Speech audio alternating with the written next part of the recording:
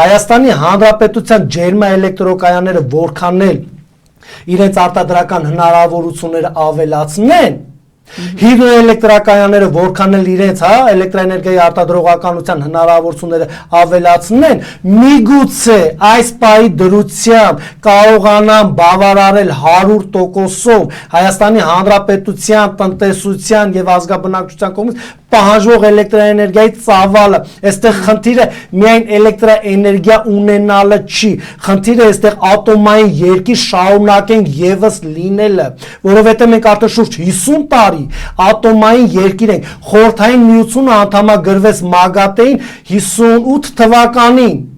բայց երբ որ խորհրդային միությունը կազմալուծվեց, դարձան 15 անկախ պետություններ, որից 3-ը ունեին ատոմակայան, Ռուսաստանը, Ուկրաինան եւ Հայաստանի Հանրապետությունը, 4-րդը նախին խորհրդային երկրներից դարձավ Բելարուսը, որը իդեպ նույնպես ռուսները այնտեղ կառուցեցին ատոմակայան, եւ Հայաստանի Հանրապետությունը 93 թվականից մինչ օրս լիարժեք ՄԱԳԱՏԷ-ի անդամ է, ոչ այնքանով որ Հայաստանի Հանրապետությունը ինքնիշխան պետություն է, այլ որ Հայաստանի Հանրապետությունը ունի ատոմակայան եւ նաեւ Հայաստանի Հանրապետությունը պարտավորագիր է ստորագրել, որ ոչ միայն ատոմային զենք չի ունենալու, այլ նաեւ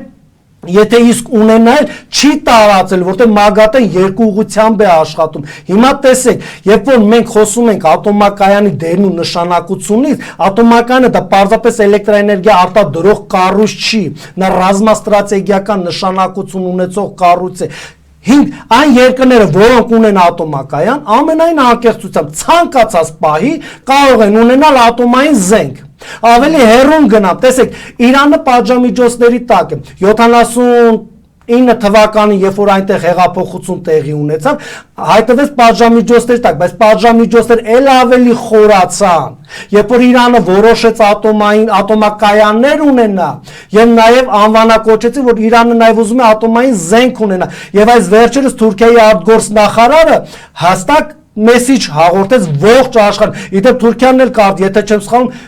60-ականներին է ՄԱԳԱՏԷ-ի անդամ դարձել։ Նույն Իրանն էլ ՄԱԳԱՏԷ-ի անդամ է։ Այստեղ ասես, երբ որ տարածաշրջանում ուղիղ շեշտադրեց Իրանի անունը, տարածաշրջանում եւս մի պետություն կունենա ատոմային զենք, մենք պարտավորված ենք զգալու մեզ ունենանք մեր ատոմային զենքը,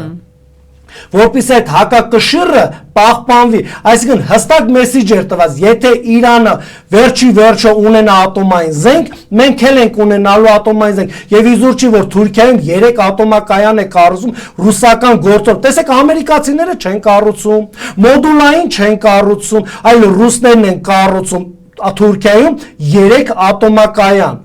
Եվ տեսեք, այստեղ ինչ պարադոքս է լինում, երբ որ Իրանը ունենա ատոմային զենք, վստահեցնում ձեզ ունենալու է, Թուրքիան էլ է ունենալու ատոմային զենք եւ ոչ ոք իրեն չի խանգարելու, որտեղ դրա վառ օրինակը արդեն մեծ քաղաքականության մեջ կա, երբ որ Հնդկաստանը ունեցավ ատոմային զենք, Պակիստանը նույնպես ունեցավ ատոմային զենք, թույլ տվեցին, որպեսզի հակակշիռ լինի, կոմունիստական Չինաստանը ունի ատոմային զենք, Հնդկաստանը ձեռք բերեց ատոմային զենք, Պակիստանը նույնպես ձեռք բերեց ատոմային զենք, որ այս 3 գիգանտ պետությունները Ասիայում մեկը մյուսի տարածքային պահանջներ ունենալով իսկ հանդերձ չպատերազմեն միմյանց հետ, որտեղ դա աղետ կլինի ողջ տարածաշրջանում, եթե ոչ ողջ աշխարհում։ Եվ հիմա դուք պատկերացնում եք, Իրանը ունի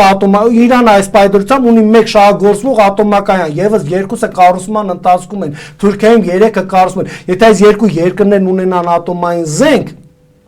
վստահեցնում եմ ձեզ, մենք նույնպես իրավունք կունենանք, եթե իհարկե ունենանք ռեալ ազգանվեր քաղաքական իշխանություն եւ ազգային տնտեսության հենքի վրա տնտեսություն, մենք նույնպես կարող ենք հայտ ներկայացնել, ունենանք ատոմային զենք, ինչու ելնելով պատմությունը Հայաստանի Հանրապետության, Օսմանյան կայսրություն, ցեղասպանություն, Արցախյան գործոն, Ադրբեջան արդեն իսկ որպես պետություն ուզենք թե չուզենք պետք է այդ հաշվի հետ նստենք, որ մեր տարածաշրջանում կա եւ բավականին ագրեսիվ է Հայաստանի Հանրապետությամբ, արևմտյան Ադրբեջան է բարբաչում։ Մենք ունենալով ատոմակայան, մենք նույնպես կարող ենք ունենալ ատոմային զենք, եթե անգամից չունենանք էլ, մենք կարող ենք հայտ ներկայացնել, որ ուզում ենք ունենանք։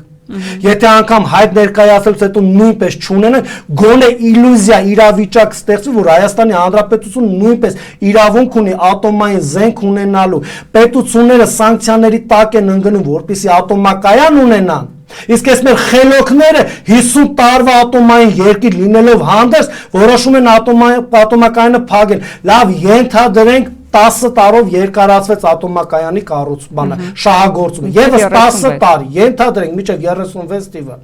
Հարց. Հայաստանի Հանրապետությունում վերջի վերջո քաղաքական հստակ կամք որթե գրվելու է Հայաստանի Հանրապետությունում նոր ատոմակայան ունենանք։ Իդեպ ասեմ, երբ որ Հայաստանի Հանրապետության մեծամորի ատոմակայանը կառուցվում էր, իրականում նախատեսված է 4 էներգաբլոկ ունենալ, այլ ոչ թե 2-ը։ Եվ ասեմ ավելին, երբ որ խորհրդային միությունը կազմակերպվել, Հայաստանի Հանրապետությունը այսօր կունենար 4 էներգաբլոկ 2-ի փոխարեն, որտեղ Հայաստանի տնտեսությունը զարգանում էր, արդյունաբերական հզոր երկիր էր, ազգաբնակչությունը ավելանում էր եւ բնականաբար էլեկտրաէներգիայի պահանջարկը տարեստարի Հայաստանի Հանրապետությունում ավելանում էր, խորհրդային Հայաստանի մասին է խոսքը, ավելանում էր։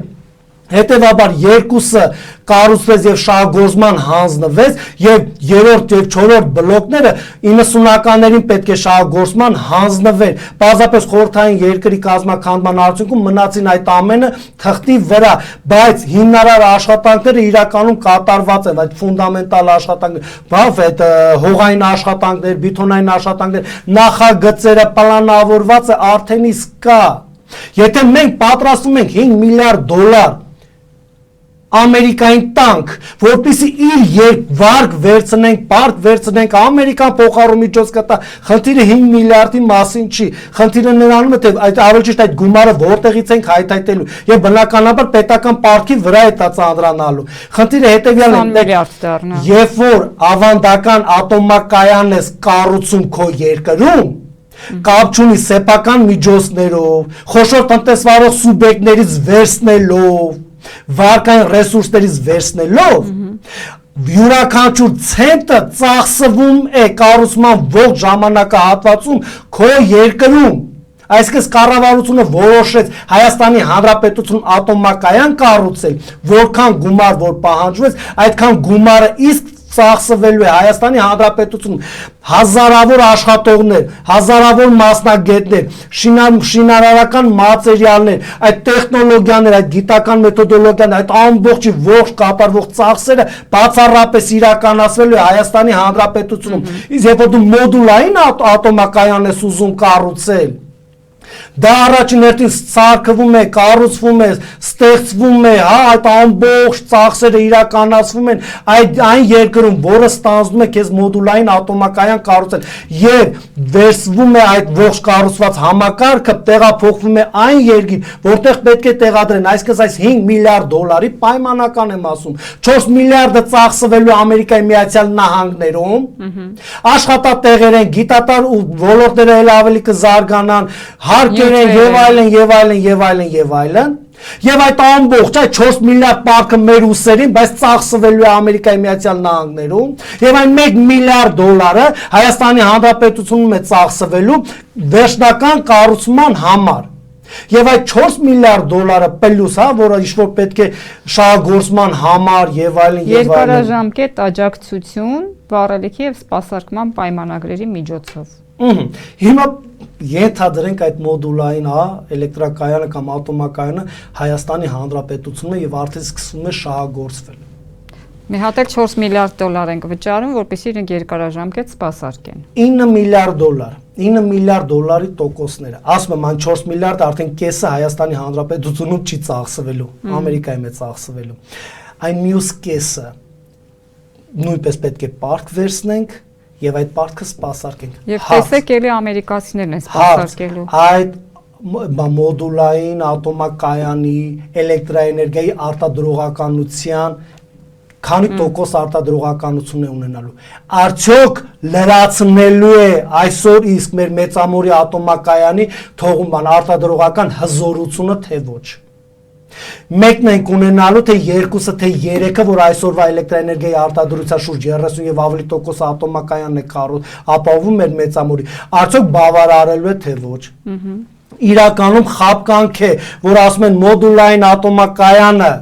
ավելի մատչելի է լինում կառուցել, քան ավանդական ատոմական, եթե անգամից տարբերություն կա, ավանդականը մի փոքր ավելին է, բայց ավելի շահավետ է, որտեղ դա հիմնարար է, մոտակա 50 եւ 100 տարի դու կարող ես հանգիստ շահագործել այդ ատոմակայանը, այսինքն դու ապահովում ես քեզ ընդմիշտ ունենալ ինքնաբավ էներգո համակարգ, եւ մենք 50 տարի ունենք մինչ մեծամորի ատոմակայանը կառուցել Հայաստանի Հանրապետությունը, խորհրդային Հայաստանը էներգետիկ ճգնաժամ ուներ, այսինքն հարաբերականորեն ուներ ատոմակայանի կառուցումից մինչ օրս Հայաստանի Հանրապետությունը 100% ինքնաբավություն ունի եւ ավելցուկը արտահանում է հարևան երկրներ, միայն 4-ից 5 տարի է մեր ատոմակայանը կանգնած վիճակում եղել եւ Հայաստանի Հանրապետությունը էներգետիկ ճգնաժամի մեջ էր, շահագործման արդյունքում վերագործարկման արդյունքում Հայաստանի Հանրապետությունը դուրս եկավ ոչ միայն էներգետիկ ճգնաժամից, այլ պարզապես մեր երկիրը շարունակեց հերթական անգամ էլեկտրաէներգիա վաճառել հարևան երկրներ